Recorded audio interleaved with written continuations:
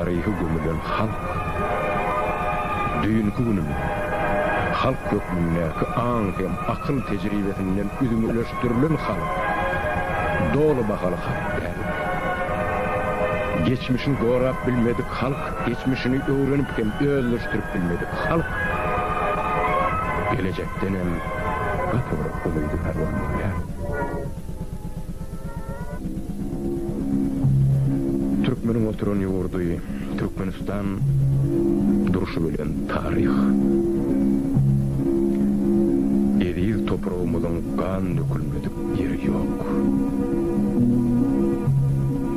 Türkmen ata-baba şu toprakta yaşattır, şu toprağı goraptır hem şu toprağı için can veriptir.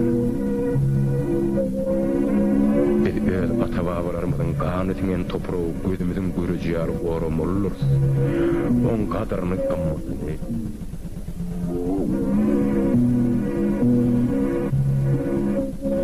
Göktepe galatınına, Sarax'ta, Marda, Gargala'da, Gadavat Türkmenlerinin, Levap Türkmenlerinin başından kopan kovalar, şu toprağı için kopan kovadır.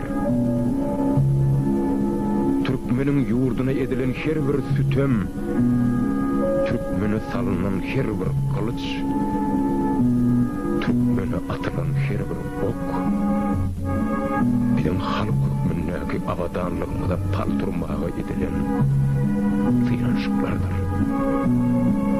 Şoň üçin biz öz yurdunu gorap, öz ata-baba toprağı için baş koyan her bir insana öz kalbimizde bir yadigarlyk kurmalıyız.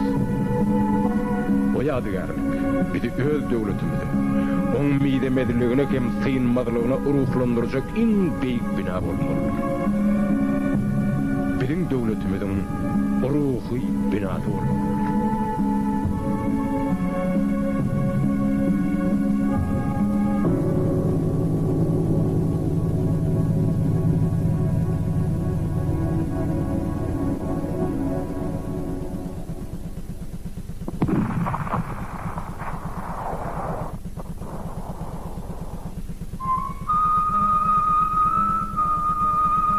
Türkmenistan iteterin hatarynaka 29-njy, 36-njy ýyllarda baý kulak deyilip 3 milyondan köpüräk adam sürgün edilip ýat ýurtlarda, ýat ýerlerde watan zaryny çekip göz açyp jan beren ýylleşlerimizin hatyrasy bugün biziň ýüreklerimizde ýatyr.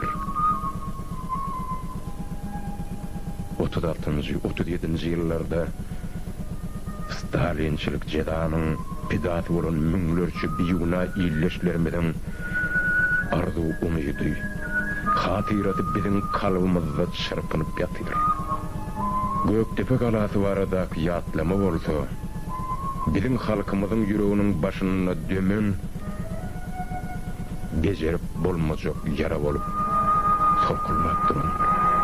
Çünki bu galada Türkmen halkynyň ary namysy, onuň ellermetligi, öz başdakly uğruna canlaryny gurban eden merdana ýigitlerimiz bilen biýune enelerimizin, uýalarymyzyň cennetin guşuýaly mukaddes çağaçyklaryň kertilen ömürleri. Olar öz sada yaraglary, sada umytlary bilen ýöne watan uğruna juda beýik söýgüleri bilen bu galany gorapdyr. Hem de şirin canlıların namız ar uğruna kurban veripdirler. Bizi şuun burada da düşünmeli. Vatan için, il günün arı namızı, umyt arzu için canını verenler hiç kaçan ölmeyeler. Olar vatançılık uruşunun kahramanları. Türkmen halkı için, Göktepe galasy için can verenler ölmez gitmezdir. Göktepe galasy keteki ýurtmalar tarapyndan weýran edilip, onuň halky ýogul jeda hökm edilen bolsa, bugün Göktepe galasy biziň halkymyzyň ýüreginde hiç kaçan ýeňilmejek gala bolup durar. Çünki galalary halkyň belli bir bölügini ýeňip bolmagy mümkin. Emma şu halkyň kalbynyňdaky mukaddes umytlaryny, onuň erkinlik, bagyt baradaky mukaddes arzuwyny ýeňmek hiç kime başartmaz.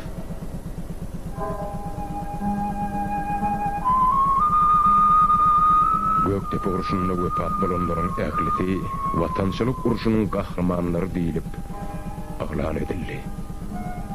Bu uruş türkmeniň taryhyna hakyky watançylyk uruşudur.